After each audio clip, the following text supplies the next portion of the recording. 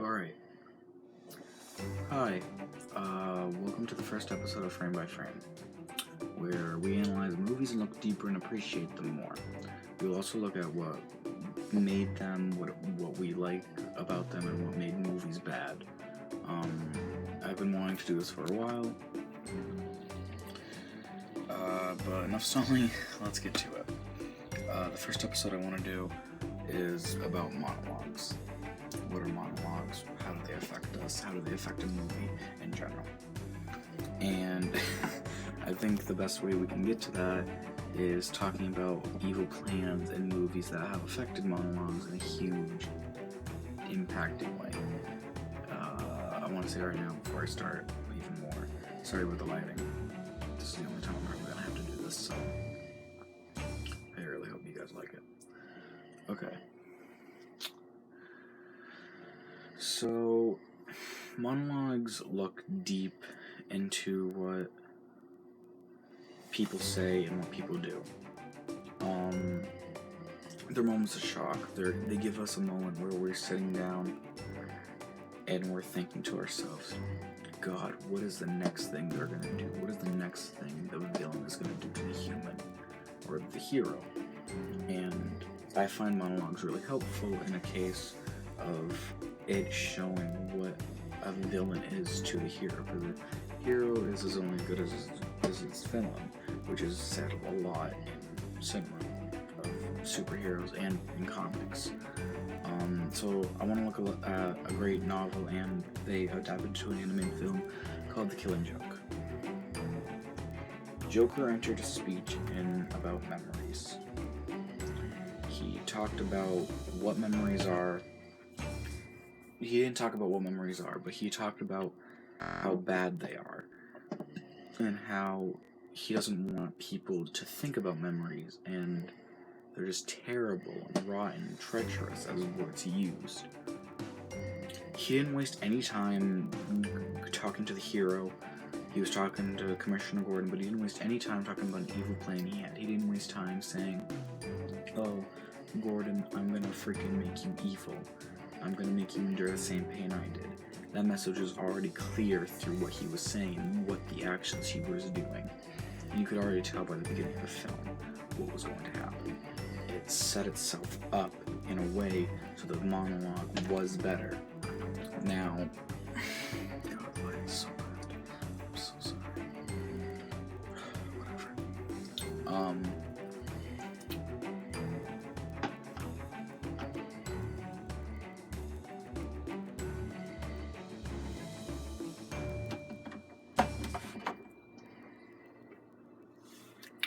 Awesome. Okay. But it shows that he wants to show that everyone is one bad day from being him, and that's something Nolan does. He's methodical. He thinks his plan out. He doesn't want to kill his person. He just wants to make someone endure the same pain he did. He wants to make them be him. And I find that a really good way, in a sense, to monologue about it.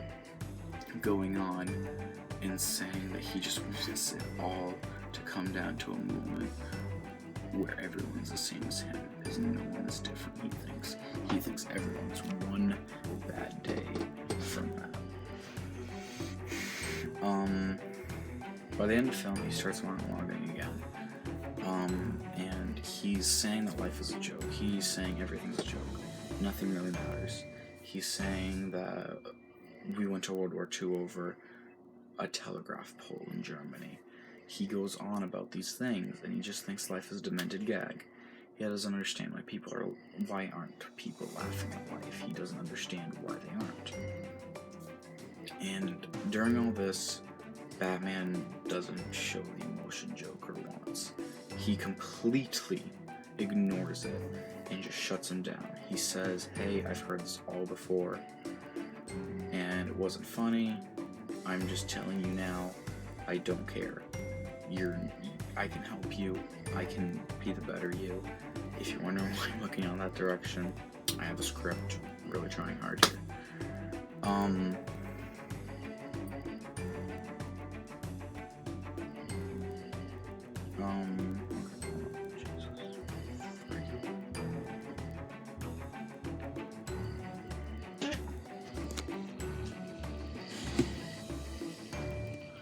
Okay.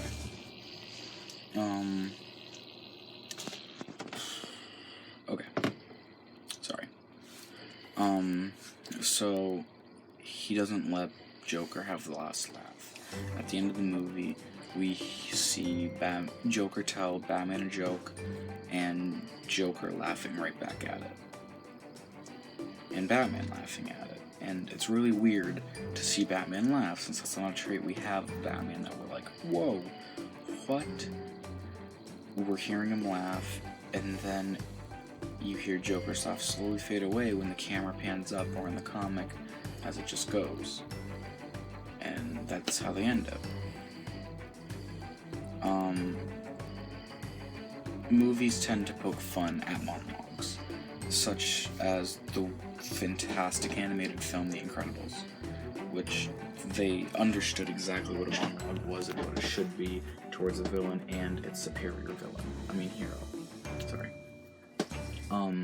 Mr. Incredible's talking to Syndrome. Syndrome started to go off about his evil plan. You could tell there was a fear and emotional attachment between each other. He was his biggest fan. He wanted to be his sidekick. He wanted to be Mr. Incredible. And he's like, go home, kid. I fucking work alone. Get out of my face. Your daddy doesn't love you. You know? You're a rich, pompous little boy. And Syndrome's like, no, please, God, no. Why are you making me cry, pal? And this was a really insane scene. So he goes off talking about everything he's done and all this stuff. And at this moment, he has the chance. Mr. Incredible has the chance to try to stop him. And then Syndrome knocks him down, shoots him with his laser thingy, holds him in place. He's like, "You caught me monologuing." And they actually poke at the fact that he got him to monologue. And I find that a clever way of writing a script. And okay, sorry, this is going so bad. I have a script and I'm barely even following that. I'm so bad at this. Anyways, they hark back at what Joker drew, at the fact that heroes are only as good as their villains. That's why some films aren't good. Thor: The Dark World. It was just bad. If there's no emotional buy-in, or if there's no purpose or motive between the villain and the hero, if there's nothing attaching them together, what's the point? Iron Man 1, the enemy, Ironmonger, had a huge connection with Tony Stark. Iron Man 2 wasn't as good, didn't have as strong of a connection. It was okay, but he didn't have a strong enough connection. Iron Man 3, it was pretty, I liked it, but the connection was not as strong. It felt almost forced. But you felt bad for the villain at first. You're like, wow, what the hell, Tony? But you're just a pompous douchebag. Joker, he was just a man that lost his wife and wanted to just try. He didn't care anymore. He lost everything. Nothing gave him value. Nothing at all. Or Thor Ragnarok. Or the first Thor. Loki was the first villain in Thor. There was a huge emotional bond with that. Thor Ragnarok, Hela was the villain. There's a huge emotional bond with them. Family. That ties them all together. Family ties them together. If you look in the Dark Knight movies, Batman Begins, Ra's al Ghul was the main villain of that, so was Scarecrow. There was emotional attachment between Ra's al Ghul and him, because he trained him. Scarecrow, on the other hand, didn't have as much an emotional attachment, but you never caught him monologuing or trying to face the fact that he's not a, pointless or whatever. He was just there to be there, I guess, almost in a sense. If you look at any Marvel movie, basically, you can see that this is an actual connection. Black Panther does it really well. by showcasing Killmonger against Black Panther, which the ending is basically. Spider-Man 2, God bless them. Come in. Hello?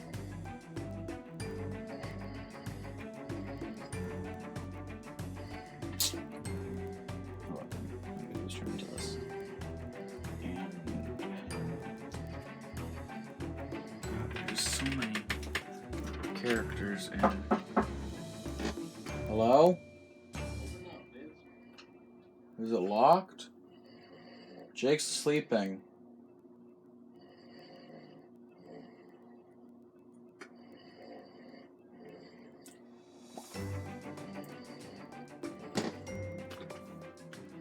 This video already has gone to shit. I don't care. I'm still gonna do it because fucking, this is only the starter episode, so obviously it's gonna improve as I go along. Anyways, as I was saying, Gordon and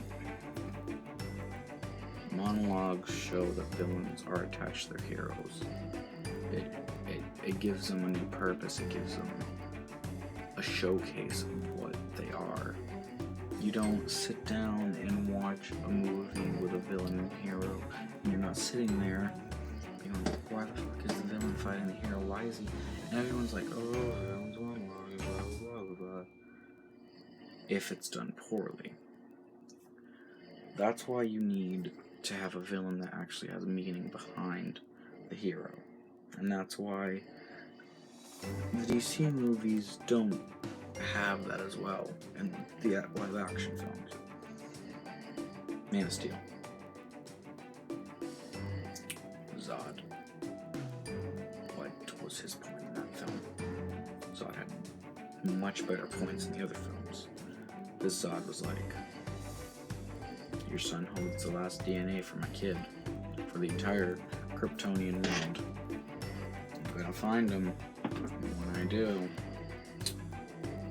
bang bang, or more like zap zap, because, shoots fucking lasers out of his eyes.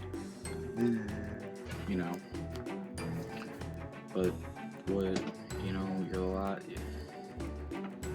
there's just no point in fighting it. And then at the end, because it didn't show any attachment, and then at the end, Superman's faced with an untaskable thing. Oh no, he has to kill Zod. Nope, there's plenty of other ways. If he has enough force to break the sound barrier when breaking his neck, you can sure as bet he has enough force to freaking spin him or fly him to the moon.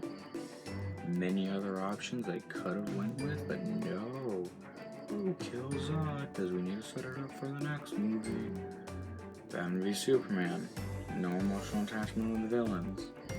Justice League. Definitely no emotional attachment for the villains. That's why Avengers is so much better. Thor had emotional attachment with Loki. They all had emotional attachment with Thor. And then they all got emotional attachment with Loki. And then Age of Ultron came along. Well, obviously it wasn't great, but they kind of got an emotional attachment. They saw the bad and the good of what they've always wanted, and that's what really shows what the world is. And I just find that a better way to show anything. And I really respect that about movies. And that's why, like, in gaming, it's such a big deal. Which I'm gonna get to a gaming thing. If this series does any good, I'm creating another series. It's gonna be named Pixel by Pixel. And hopefully that does okay. I hope this does okay.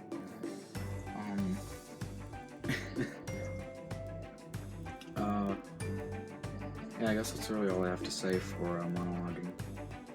That was basically my entire script. It's not overly good, I know. And this is obviously the first episode. It's gonna get better, I promise. This was just a pilot to see how the flow would work. I'm obviously not good at recording yet. I'm gonna get better lighting, I promise. I'm gonna actually do it when it's daytime and not using my friend's flashlight on his phone and his Xbox screen. I'm actually gonna put forth a lot more effort in the next episode. Leave a comment on what you would want the next episode to be. Leave a like if you want. Dislike if you want. I really don't honestly care. I don't know what works. It will show me either you want this or you don't. Or maybe you can tell me improvements I should make. But yeah, tell me what you would love to see for our next episode. If I don't get any feedback on what I want, then I will obviously choose something to talk about in hopes it's okay. But yeah, remember to like the video, rate the video, and comment if you want to see other videos like this one. See ya.